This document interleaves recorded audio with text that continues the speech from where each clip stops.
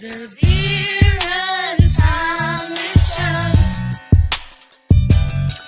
The Vera Show. The Vera Show. The Vera Show. Let's talk about it. Let's talk about it. Let's talk about it. Let's talk about it. Let's talk about it. Let's talk about it. On the Vera Show. Let's talk about it. Yeah.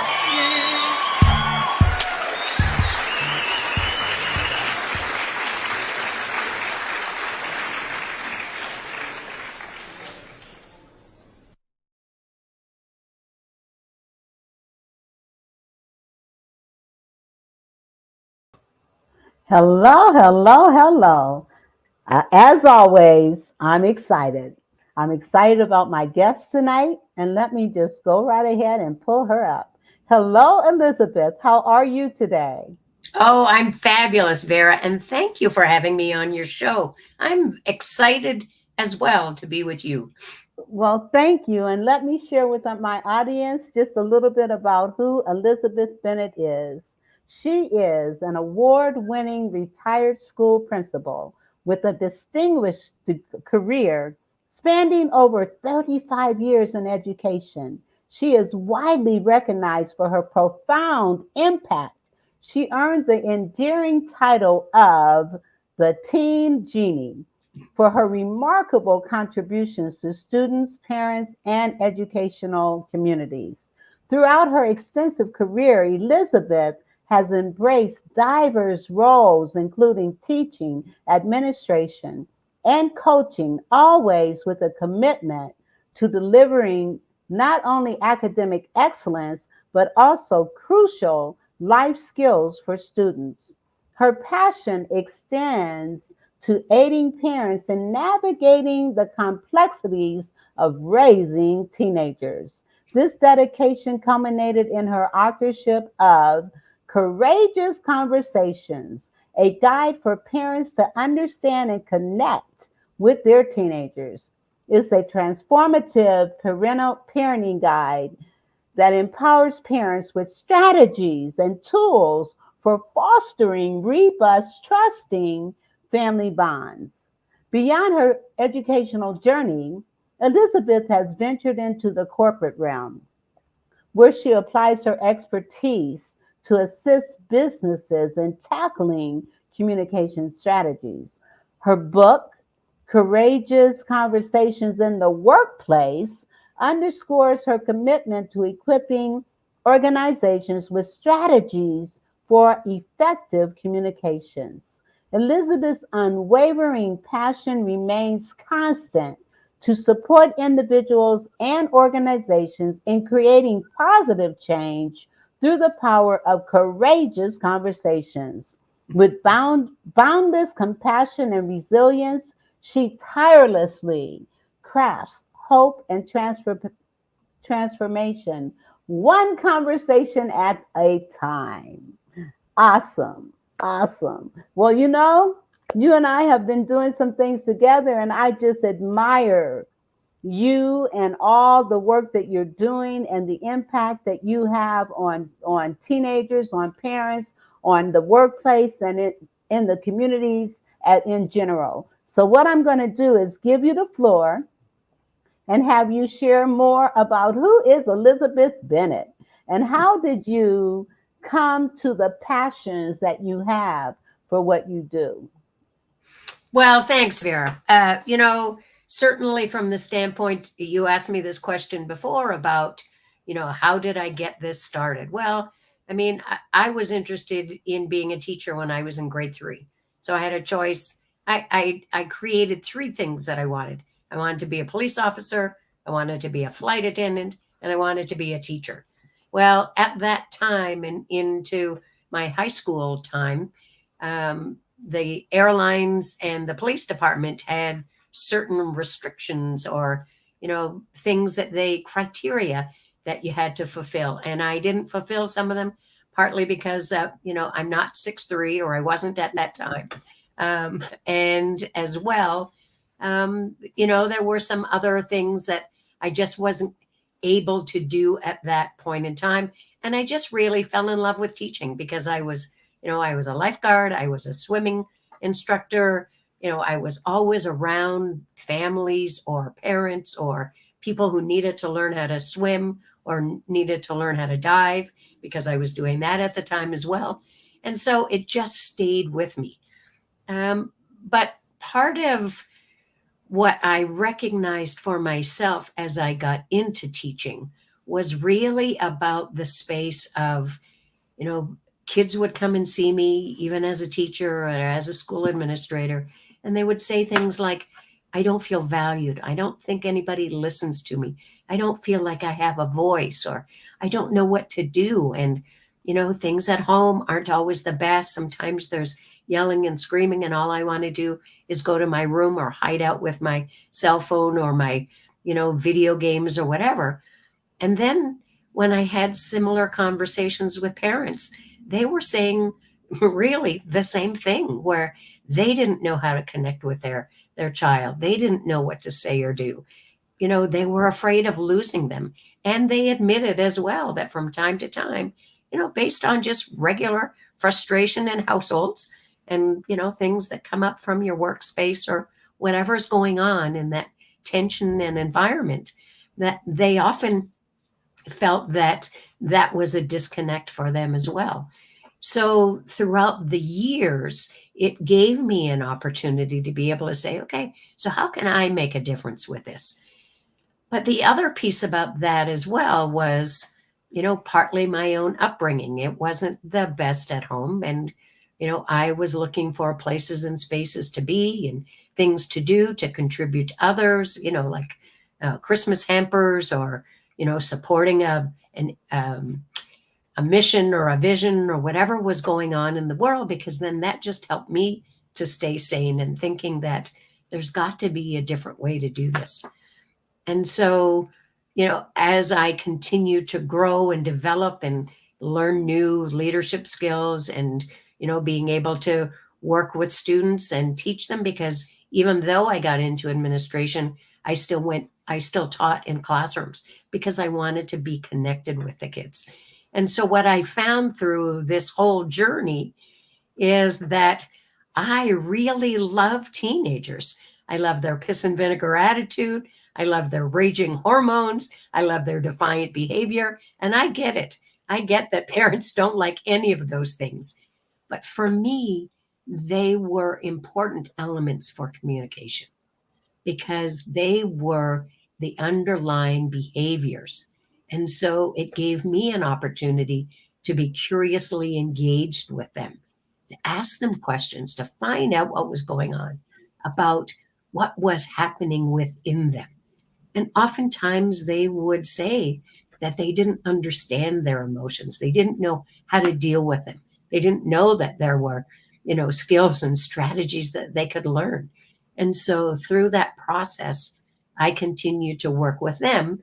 And at the same time, I wanted to reach more families. So when I retired a couple of years ago, I just wanted to continue to be in a place where I could have conversation with families, where I could help parents. And that's why I call it Courageous Conversations, because I help them try to navigate the world of teenager. And oftentimes, by that point in their lives, in teenagers' lives, they feel like, their parents wouldn't know anything anyway. So, you get that big eye roll and, those are my favorite kinds of things. So, excuse me, it gave me pause to think about what could I do now? And so I decided to write a book. It was actually about 25 years in the making, because the stories come from the navigation that I had to do as well to try and figure out how to support our youth. And at the same time, I gathered information and I gathered experience and I gathered tips and tricks and strategies that I feel are important to be able to share with parents. That is awesome. And the fact that you recognized at the age of third grade, you said that you wanted to be a Yeah. teacher. Yeah. And so often people have these thoughts of things they want to do and be when they're young. And if it's nurtured, if it's built upon, then it can become their life profession, just as teaching has become yours. Now we're going to talk Well, about. but it wasn't an easy road either, because certainly, and this is something that I have conversation with teachers about, is the language that they use and the words that they use that have an impact on kids. So when I was in high school, my guidance counselor, or what I thought I heard him say, was that I wasn't going to amount to much, and that, unless I really worked hard, unless I really did things and move things around, then yeah, not much was going to happen. And probably I should just go into some sort of, service industry. Well, guess what? Teaching is a service industry. That's right. But So it was a long road. It was a long, and like I help parents navigate. That's what I had to do in order to arrive there. well, let me ask you, when that counselor said that to you, how did it make you feel? Oh, I felt awful. I really did. Like I thought, holy Hannah, like it's not only how I'm feeling around my inability to get past some of the stuff that was happening in my home life, because it was pretty tumultuous there. And I knew that that's what I wanted to do. So I think part of me just held on to that. I went through recreation first, which was an interesting sort of sidestep. So I did, community education in leadership and in recreational training. And then I did a degree in community leadership development, which was with nonprofits and, grassroots organizations and so on. And then when I arrived at university, I did my master's degree and I was awarded a teaching fellowship. And I thought, okay, well, I was working for the director of graduate studies in physical education. So I said, how would I be able to do that? And then he gave me a list of things I had to do, and off I went. And I, took the courses and the skills experience and taught there, which was really quite lovely, because that was an opportunity to gain my master's degree and teach at the same time. So it was very cool. And then, I just came back home after being away at school and started in my career. And then I stepped out for a little period of time, because many of my friends were in the corporate world, and, money was big and things were happening and so on. And I stepped out for a little bit of time. But even with that, Vera, it didn't matter what I was doing. I was always teaching somebody. And I thought, okay, Elizabeth, pay attention. Do what you really are meant to be doing. And when I went back into education, I didn't look back. That's amazing. Yeah. What I want us to do is kind of look at some scenarios to Okay. help parents navigate communicating with their children. So I'm going to pull up your book again so people can see it.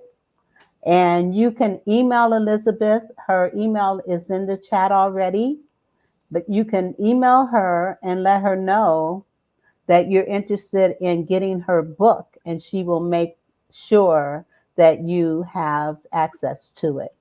Now, with Courageous Conversations, give me a scenario that your book kind of talks about that impacts on parents and their children and their teenagers.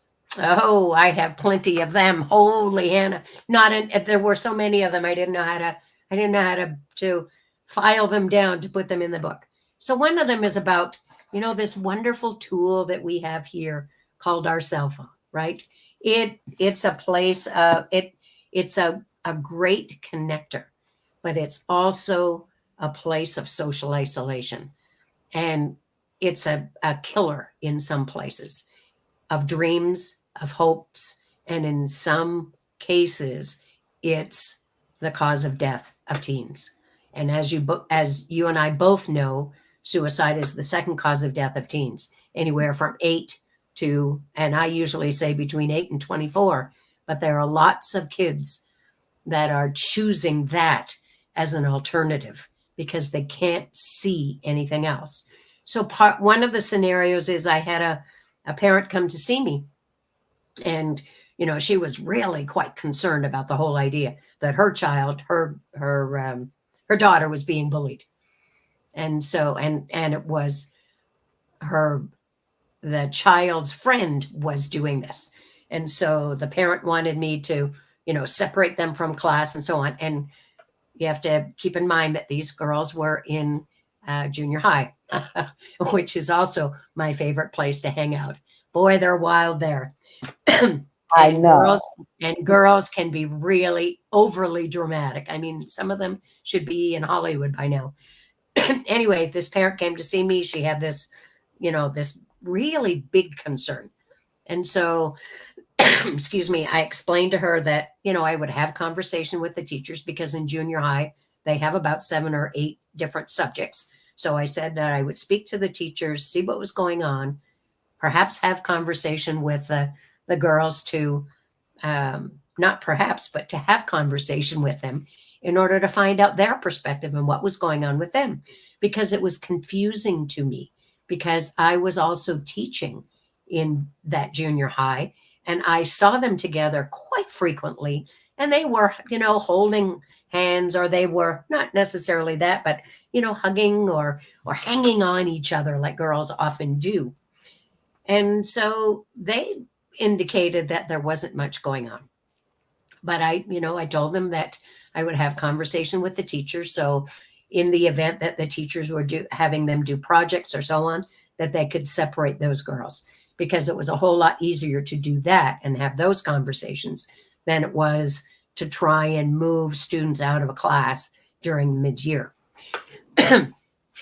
A couple of days later, the mother of the other child called and said that, she just seemed to notice that her daughter wasn't doing or feeling particularly well.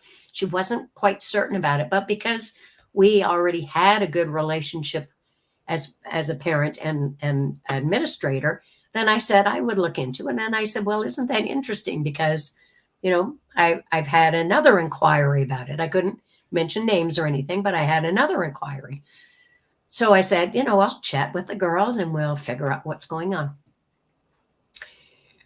When I met with, and I called the first parent back, and I said that these were the things that we had put in place. I'd had conversations with the teachers just so she knew.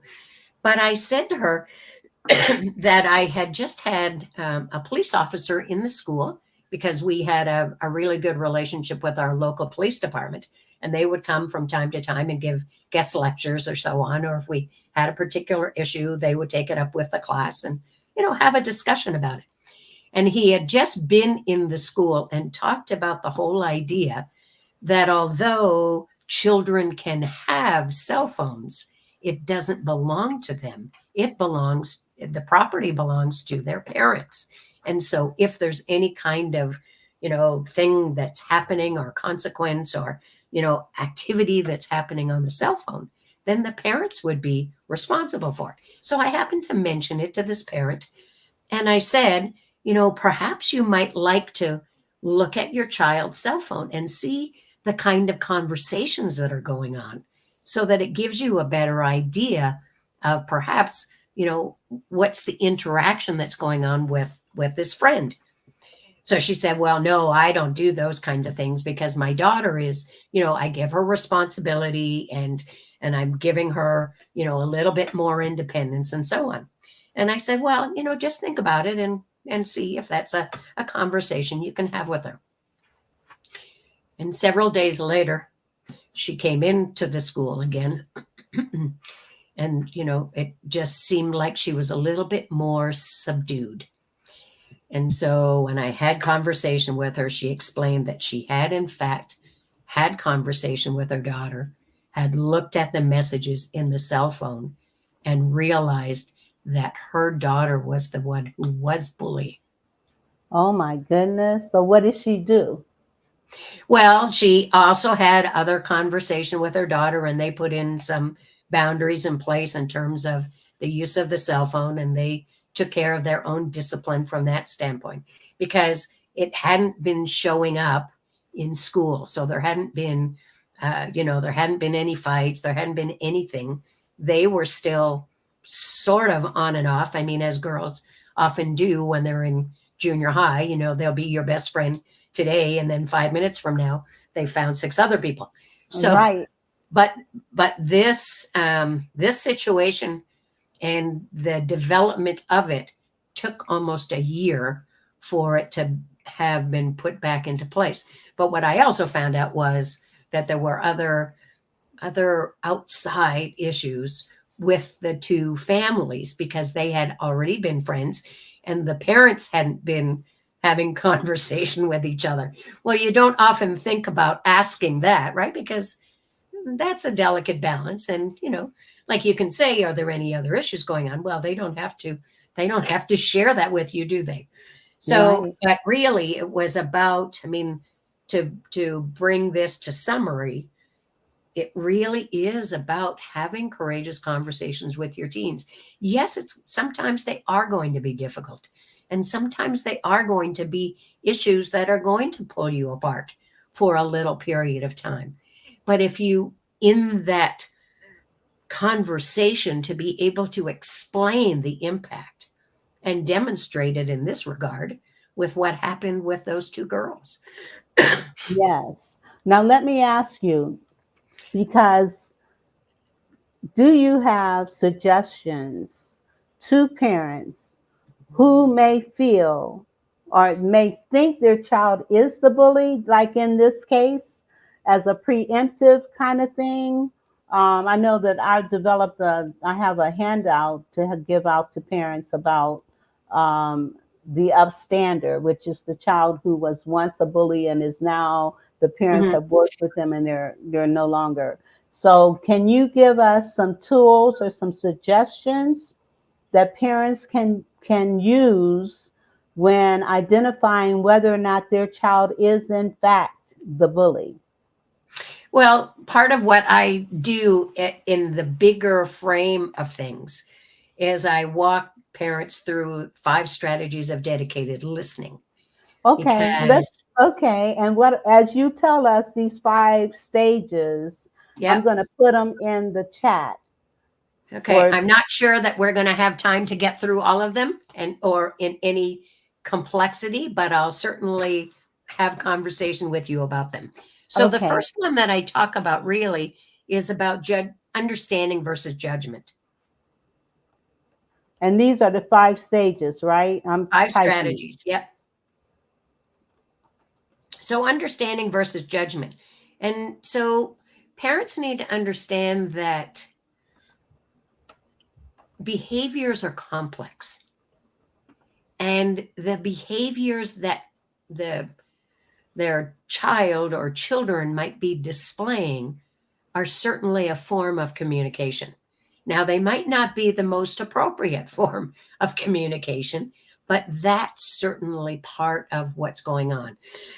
Now, excuse me, before I get any further into the 5 strategies, there's something that I want to talk about in terms of why I chose to call the book Courageous Conversations. Okay, tell me, Okay. why did you decide to call the book Courageous Conversations? Well, really, because that's how I developed the 5 strategies. Because when I've had conversation with parents,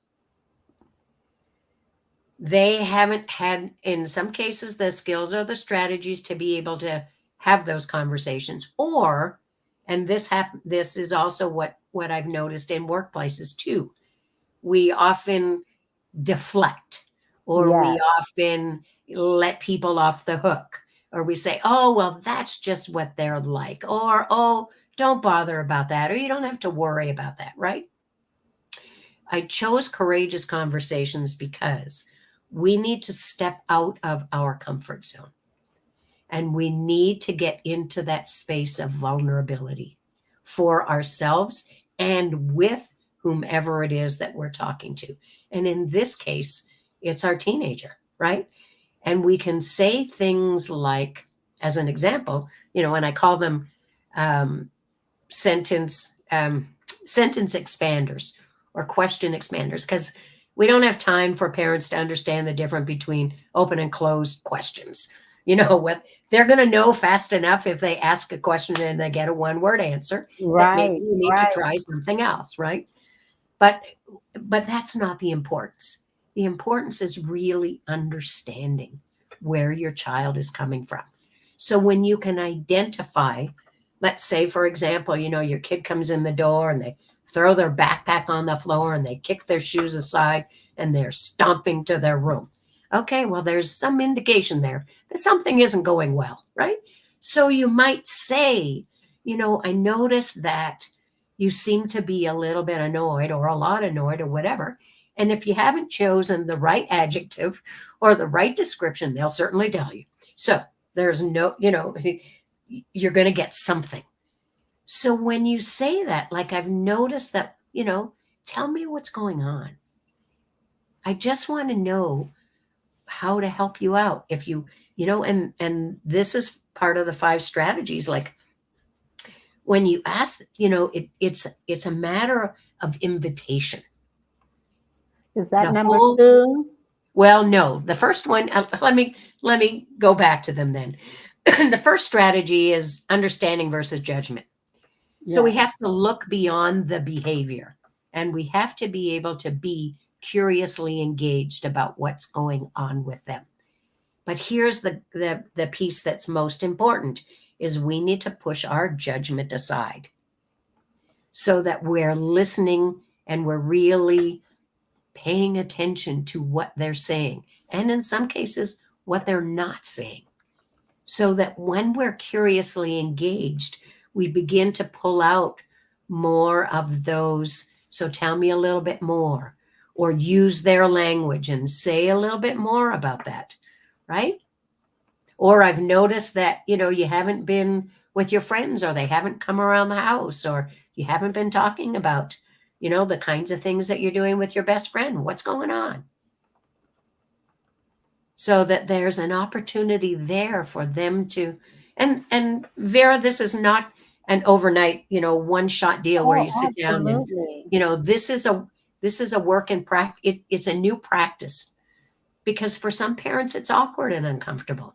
For some it's, maybe it's something that they had never had the experience to have done before or been part of that in their own family.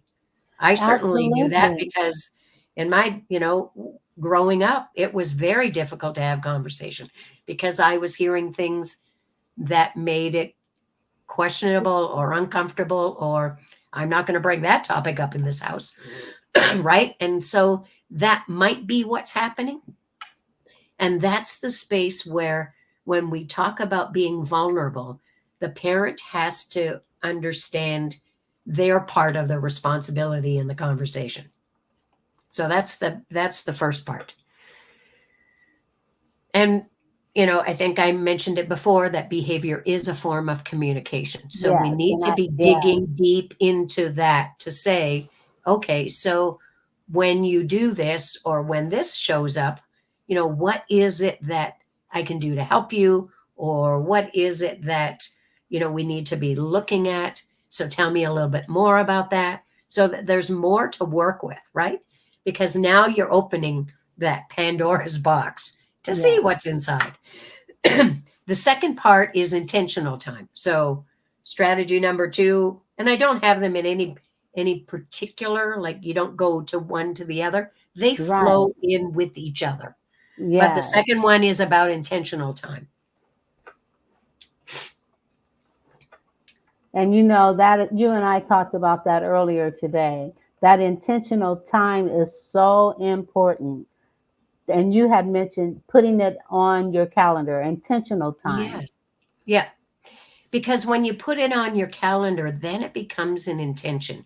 So whether you had, a golf game that you should have been going to, or you were going to go out for a drink with friends, I think from time to time, your family needs to be important than that. But it's also a time too that you put down your cell phone. You turn it on silent. I mean, unless you have a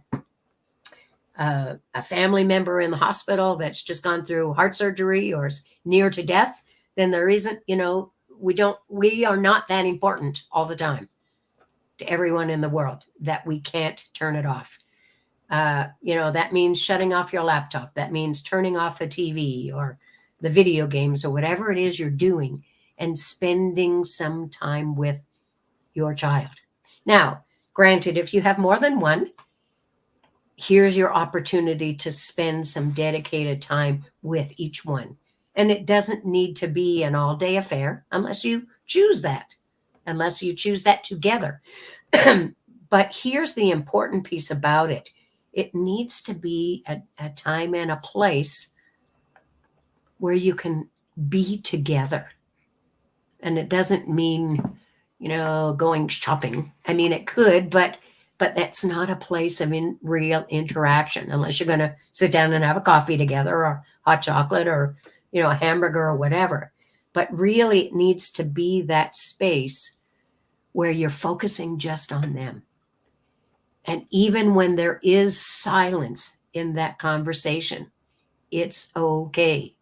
Because oftentimes as adults, as educators, as people in helping professions, we typically want to be helping to find the solution, to do whatever it is that we think we should help them with.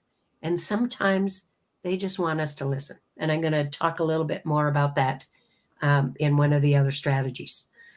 The third strategy is about finding flow. And that means that we need to be able to provide our children with the opportunity to express themselves and to really have a place where they've been allowed to be valued for their voice. And here's an example of that. I mean, somebody said, because I was chatting with someone just recently who indicated that, they didn't know where to go or they didn't know what to do with their kid, or, should they go for a drive? Or sometimes if they do that kind of thing, then, their child feels like they're going to be, berated, or they're going to, this is a terrible thing. And what I suggested was, in order for the family or in order for the parent to understand that space, being in a car is a great place to have conversation, right? Because you can't get out in the middle of traffic. Well, I suppose you could, but not a good choice. However, you're close enough and far enough away, and each of you have your personal bubble and your personal space. And it really, because I remember my mother and father used to say to me, look at me when I'm speaking to you. Well, in this particular case, it's not about the looking, it's about the listening. Yes. And often, parents will say, well, I don't know what to talk about. I don't know what to say. I ask them how their day is and they say, fine. Or what'd you do today? Well, nothing. And so that's part of, that's part of the challenge that exists as well. So when I say to parents when you have those kinds of conversations, start with something that's away from them. So let's say, for example, as a parent, you could say, I just listened to this podcast, or I just read this article, or I just saw this news piece.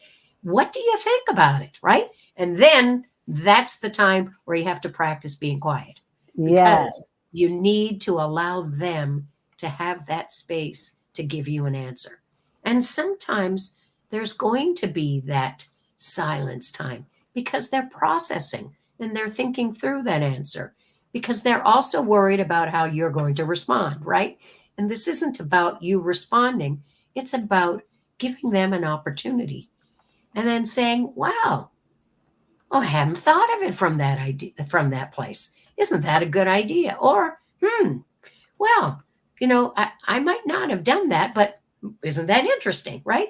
So that it's a space of praise, and it's a space of acknowledgement for what they've been able to share with you. And it's not going to happen instantly. These are going to be things, skills, and strategies and time that are going to be spent together. Yes. The next one is understanding first and speaking second. Now, it ties in very nicely with the understanding versus judgment. But here's the piece about that is when you've asked if you've asked a question or you're having a conversation or you've at least thrown out a topic to talk about, then that's the place where you need to understand where they're coming from. So tell me more about that. When you said that, if you were the king or queen of some country, or in this case, with all of the stuff that's going on in the world, pick a current event and say, if you were the leader of that country, what would you do? Yes. And you Right? said understanding first, speaking second, because we're quick to have solutions. If our child is sharing something with us, if they're saying something like, things have been rough at school, or I'm worried about this test, or whatever, we always want to have that solution. So what we want to ask them is, how would you like me to respond? How would you like me to be with you in this conversation? Do you want me to listen? Do you want me to be your sounding board? Would you like suggestions or feedback? Or do you just want me to listen?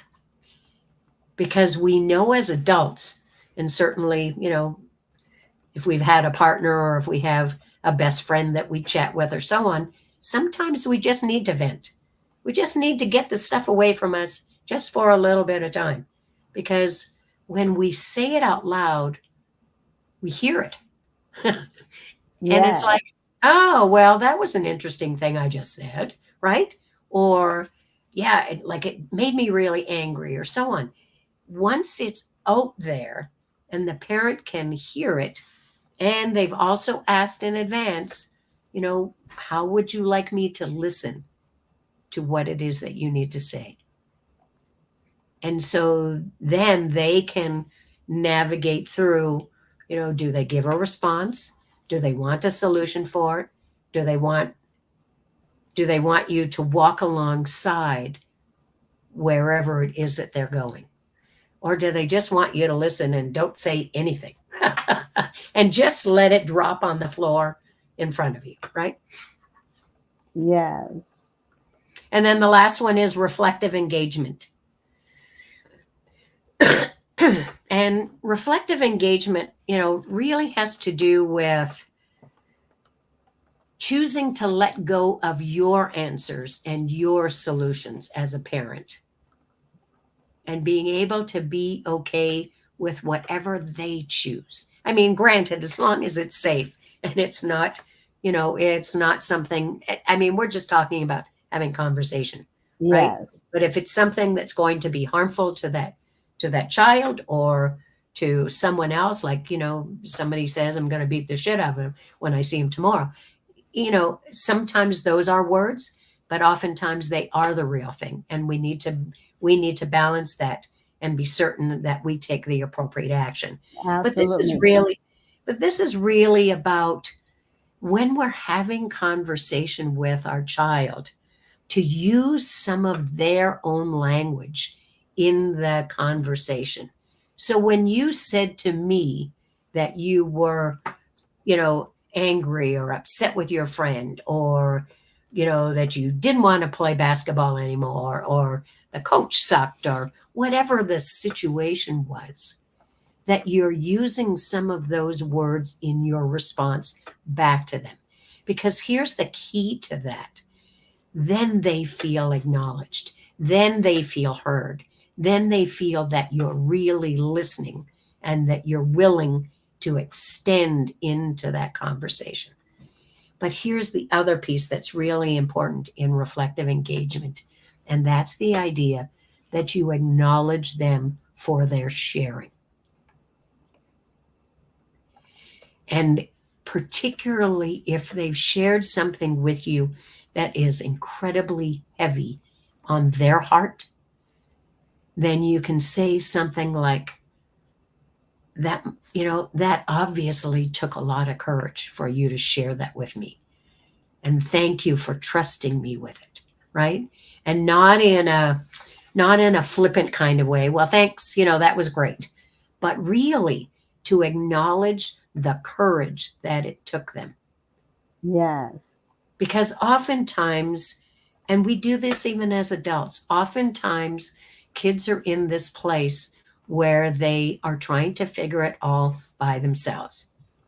And that's where they get themselves into trouble.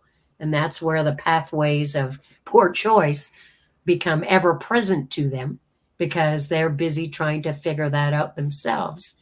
And they don't have the skills and the strategies to understand their own emotions.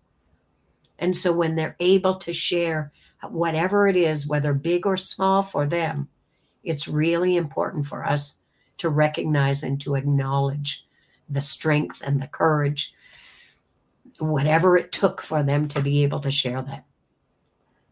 And on that note, we're going to pause for the cause and share a commercial. Let me introduce you to ChatBridge. It's a revolutionary new solution for getting great results from your online networking. Today, online networking has become the standard for millions of professionals. However, getting results from your meetings can be a daunting task. But now that challenge has been solved. Everyone knows how hard virtual meeting follow-up is. You go to an online meeting where at the end, people say save the chat to follow up. And now you have a nearly unusable and ugly chat text file to work with. You can now say goodbye to the hassles of downloaded Zoom-type chat records. For the first time, with the introduction of this new ChatBridge tool, you have a simple system to easily import, search, review, follow up, and find opportunities with the people you meet in all of your virtual networking meetings. And we also made it easy to archive all of your chat files and information on the people you met networking for future use. And it doesn't stop there. With ChatBridge, when you select people to follow up with, you can view their exact posts and even click into their website, LinkedIn profile, or Facebook page if they shared it. Then you can import your selected contacts into the powerful EngagePro system, or export your contacts to your CRM, email tool, or autoresponder. Following up and getting great results from online networking is now easy and just a click away. Experience the power of the new ChatBridge, and you'll quickly see how to find new clients, get more referrals, speaking opportunities, and JV partners. There's nothing like it. Find out now how economical and easy it is to get the results you want from online networking at chatbridgeconnect.com. Actually, you can go to the link that I just put in the comments and get a free test run of ChatBridge. I'm telling you, it is an awesome tool, especially if you go to a lot of networking meetings and you want to save the chat. One click and you have everything in alphabetical order. The names, the emails, the phone numbers. It is amazing, absolutely amazing. So go to the link that I have pasted here and get the test run. Get the test run. It is amazing, absolutely amazing.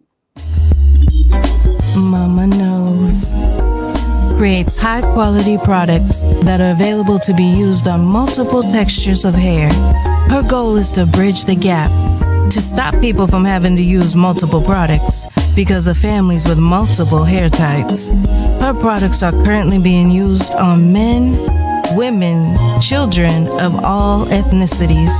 Mama Knows products are available at www.mamaknowsproducts.com. That's www.mamaknowsproducts.com. You can also find her on Instagram at Mama Knows Products, because Mama knows what you need.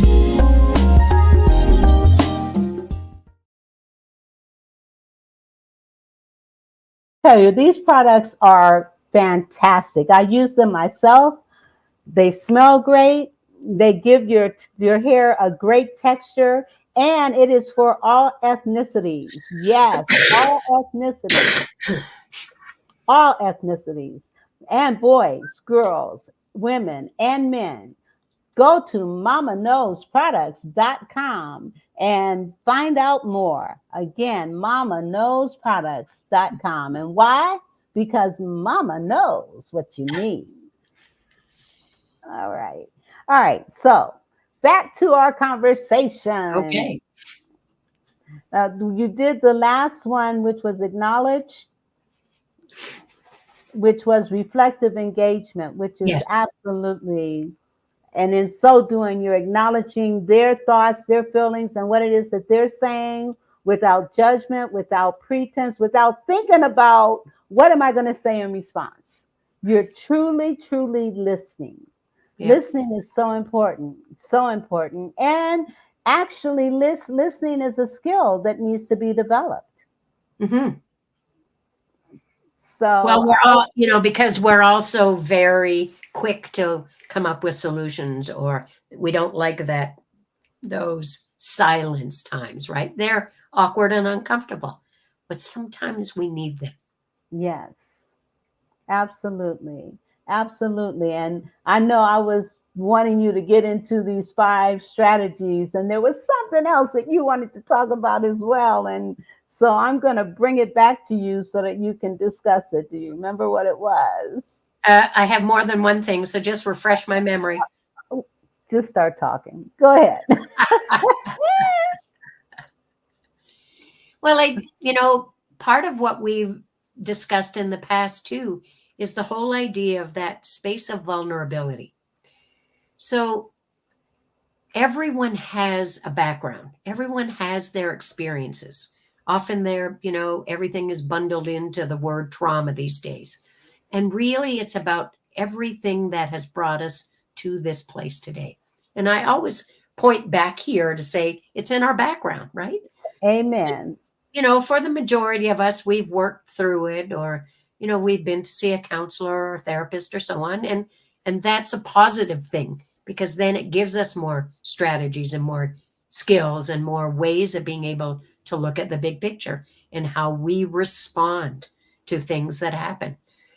But the other piece of that is what I share with parents about the whole idea is that part of that background shows up here in front of us. And I refer to it as our filter. And we have a filter in the way we see things, in the way we hear things, and the way we speak, because those are part of where we've come from, good or bad or indifferent. That's just how it is. Our children also have those filters. So when they hear you raising your voice or yelling or being frustrated with them all the time, that's how they hear you, right? So they're going to continue to assume that that's how you're going to show up every time. And so part of that responsibility now rests with coming back to where you are in terms of, okay, let's look at how I show up. So if I see dishes on the counter and they're right above where the dishwasher is, and I've asked you several times to put them away, and now I'm getting more aggravated, and now I'm getting more upset, and now my temperature is probably near the boiling point, and I, said it 7 or 8 times, then it's about bringing it back to me and saying, and this is another part of the invitation to have conversation. And that's why they're called courageous conversations, because we don't like to have them, right? Yes. But here's the place with that. When I bring it back over here to me, then I can say, you know what?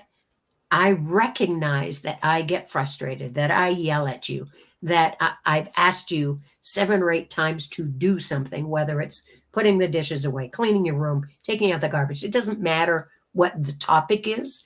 It matters that I need to be responsible for how I'm showing up in that conversation, and being able to take responsibility for my actions and recognizing how I'm showing up. But also acknowledging your child for how it must make them feel as well.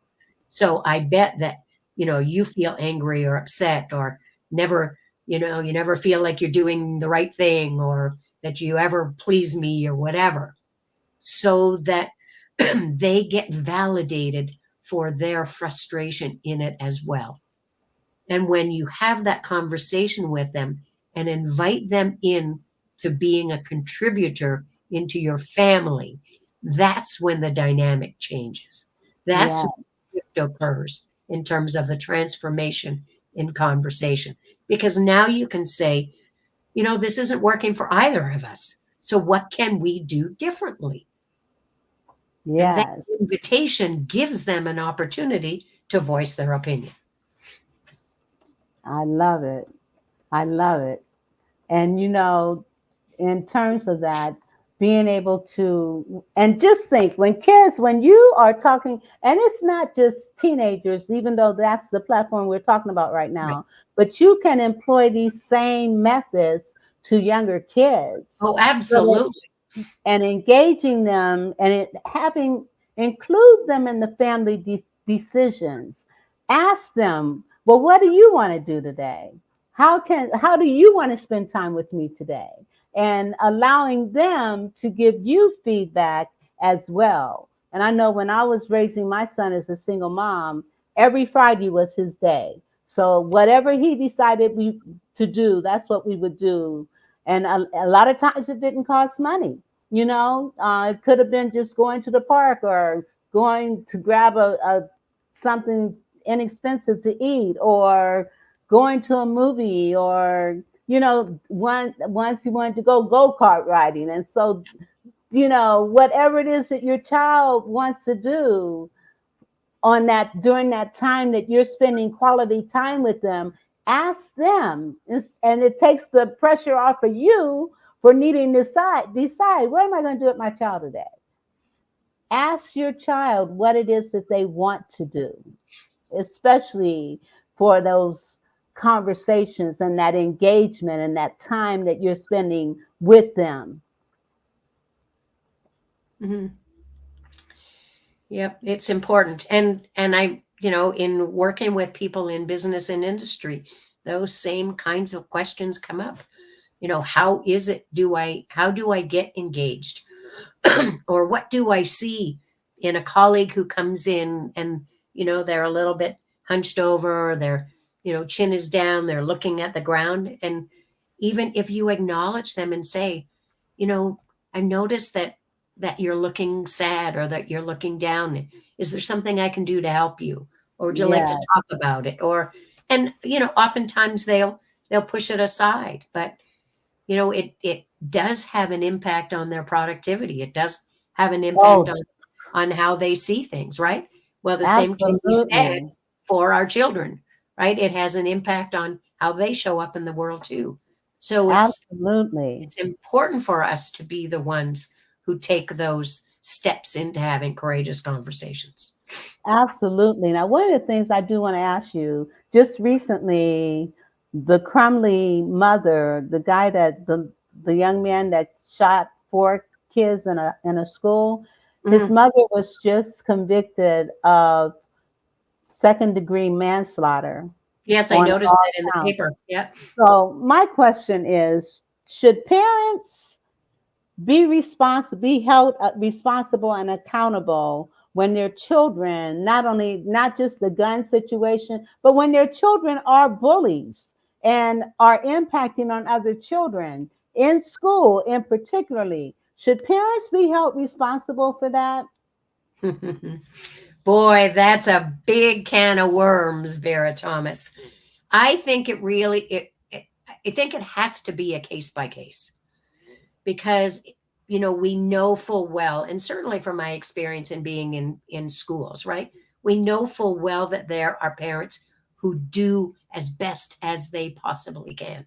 Now, there are others that don't, right?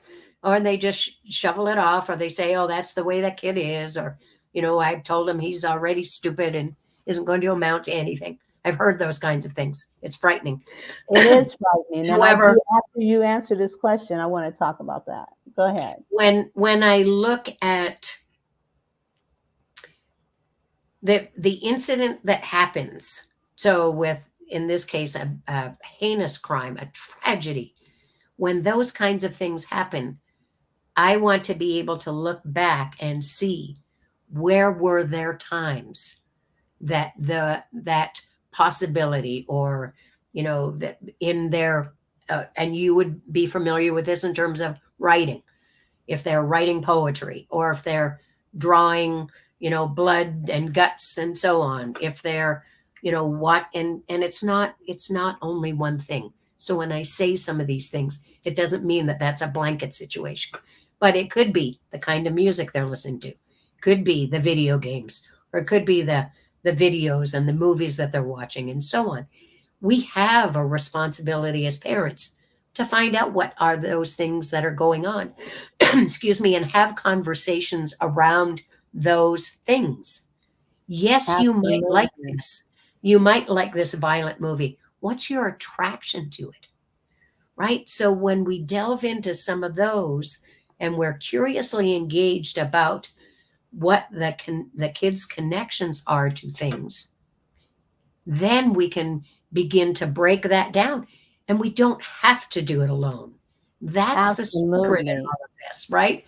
Parents often feel that they're in it by themselves, and that they take it personally, and they say, well, what will people think?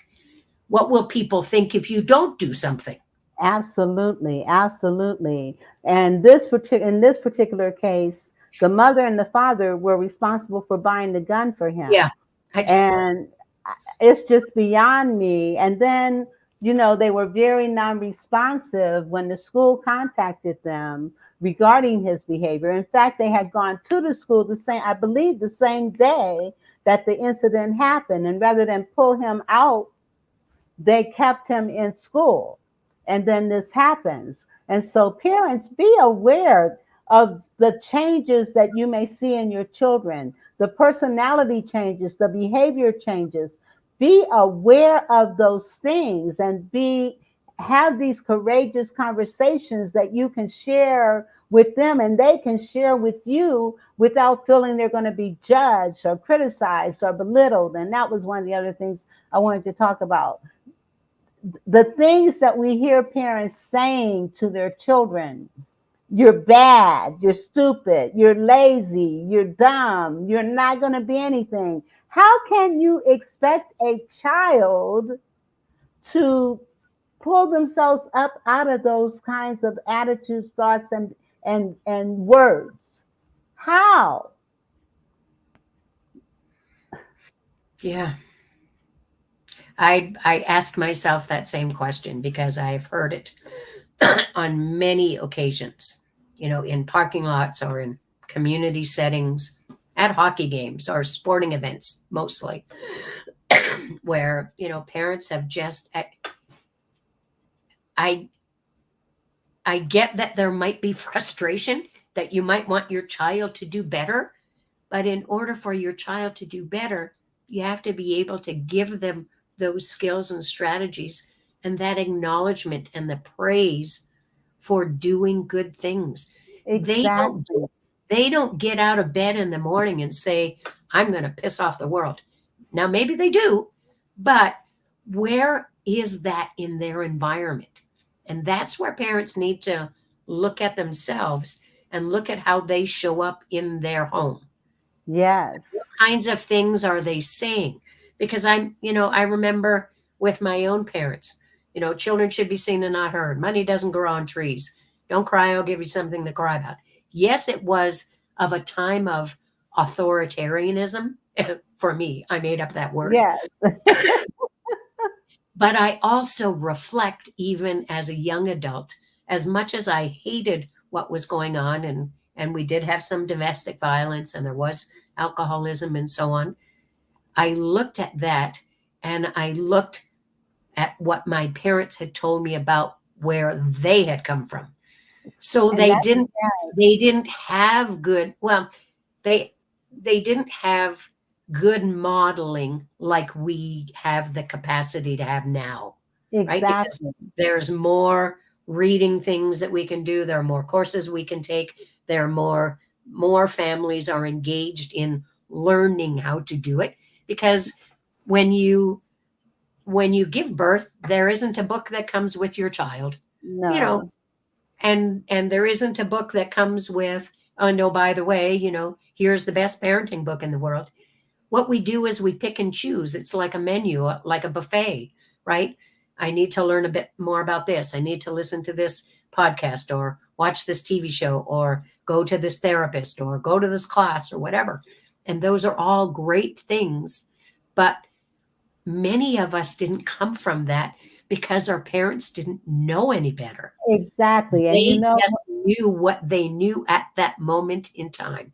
absolutely. And we have ran out of time. I can't believe it. So I'm going to pull up your book once again, and I want to encourage you to get this book. If you are a parent with teenagers, get this book. If you are, even if you're not a parent with a teenager, you want to get this book so that you know how to even communicate with your younger children. And you can check out the book by going to Elizabeth at Courageous Conversation. Elizabeth at courageousnetwork.com. Okay, it's scrolling there. Okay, so Elizabeth, I'm going to give you the last words, and then we're going to close out.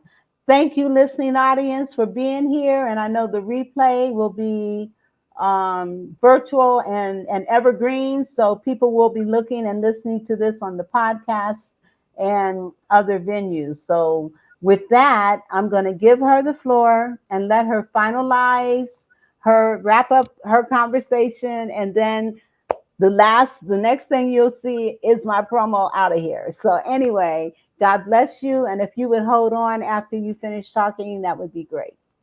Thank you so much for allowing me this time, Vera. It was a pleasure having conversation with you. Hey, parents, you're not in this alone. This is a space where you can ask for help. It doesn't diminish you. It doesn't make you, think that you're too vulnerable, or that you can't possibly ask other people for help. We don't have time for that. Your kids are important right now. We know that suicide is the second cause of death of teens. We know that bullying is rampant. Mental health concerns are through the roof.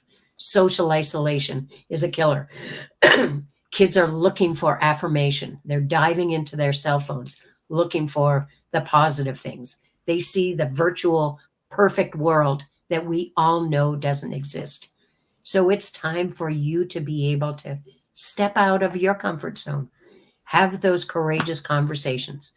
And if you need help with that, you want some guidelines, you want some suggestions, you want some coaching around this, then please feel free to email me at elizabeth@courageousnetwork.com.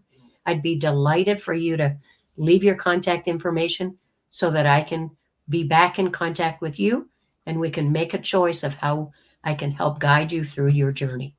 Because, busy is always going to be there. We are never going to be able to outplay or outwit the busyness of life, but our children might not be there. It's up to you to decide. It's up to you to decide. And with that, I say good night and have a great weekend.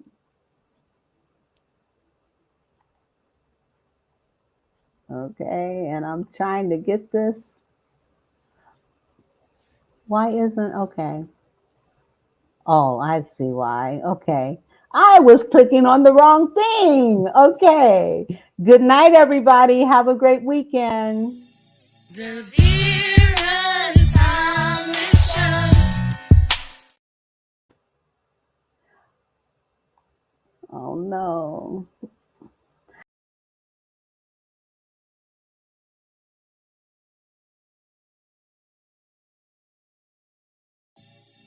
The Vera Thomas Show. The Vera Thomas Show. The Vera Thomas Show.